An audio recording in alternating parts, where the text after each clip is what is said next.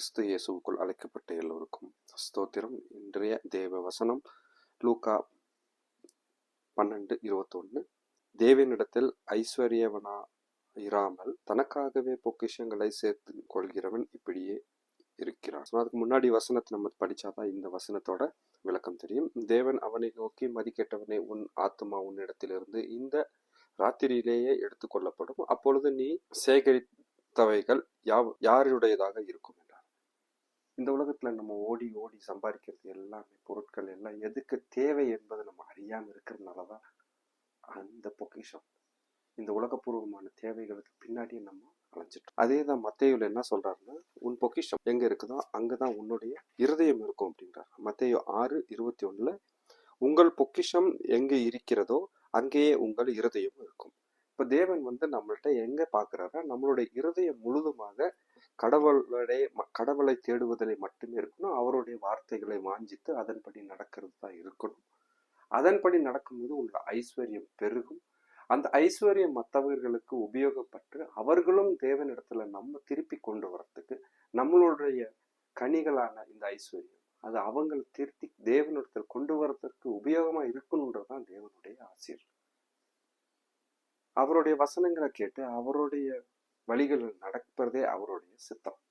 So நம்மளோட பொக்கிஷம் எங்க இருக்கோ அங்கதான் எப்போதுமே நம்ம இருக்கும். நம்ம பிள்ளைகள் மேல் ரொம்ப அன்பு வச்சிருந்தாலும் நம்ம எப்படியும் நம்ம ஞாபகங்கள், நம்மளுடைய ஏக்கங்கள், நம்மளுடைய எண்ணங்கள் எல்லாம் எப்போதுமே பிள்ளைகள் மேலேயே தான் இருக்கும்.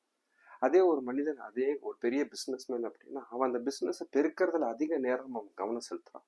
கடவுள் அதுல கவனம் செலுத்த வேண்டாம்னு சொல்லல.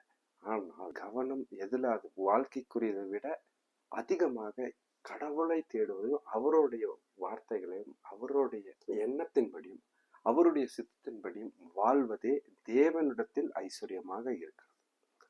கடவுளோடு இருக்கிறது தான் ஐஸ்வர்யம். அதுதான் அந்த வசனத்துல லூக்கால சொல்றாரு, தேவனிடத்தில் ஐஸ்வர்யமாய் இருக்க வேண்டும். we should be rich with God. கடவுளிடத்தில் ஐஸ்வர்யமா இருக்கணும். அதனாலதான் பாத்தீங்கன்னா, லோத்து அவளுடைய மனைவி அவங்க சோதம் கோரா விட்டு திரும்பி அங்கிருந்து வெளியில வரும்போது திரும்பி பார்த்தா, ஏன் அவளுடைய ஐஸ்வர்யம், அவருடைய பொக்கிஷம், அவங்களுக்கு தேவையானது எல்லாம் அங்கதான் இருக்கு.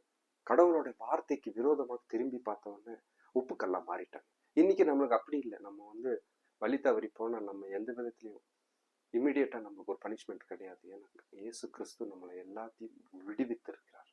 அவருடைய கிருபை நம்மளை மூடி மறைத்திருக்கு. அதனாலதான் பாத்தீங்கன்னா, நம்மளுடைய செயல்கள்னால நம்மளுக்கு நம்ம நீதிமான் ஆக போறது கிடையாது. இல்லை, அவருடைய கிருபையினாலும் அவருடைய இரக்கத்தினாலும் தான் நம்ம இந்த உலகத்துல வாழ்ந்து கொண்டிருக்கிறோம். நம்ம செய்கைகள் நம்மளை ஒரு அளவுக்கு தான் நம்மளை காப்பாற்றும். ஆனா தேவனிடத்தில் ஒன்றிக்கொண்டு தேவனிடத்தில் ஐஸ்வர்யமாக அவருடைய ரிலேஷன்ஷிப், தேவனிடத்தில் ஐஸ்வர்யமாக இருக்கிறதுனா என்ன, அவரோட ரிலேஷன்ஷிப்ல நம்ம இன்னும் பலன்படணும். அவரோட ரிலேஷன்ஷிப்ல இருக்கும்போது அவரோட வார்த்தைகள் நம்மளுக்கு புரியும்.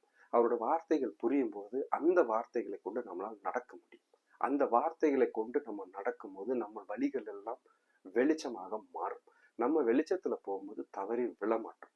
தவறி விழாத ஆட்கள் எல்லோருமே இரண்டாம் வருகையில தேவனிடத்தில் மகிமையோடு சேர்ந்து போகக்கூடிய வழிகளை நம்மளுக்கு நிர்ணயித்து வைக்கிறார் தேவன்.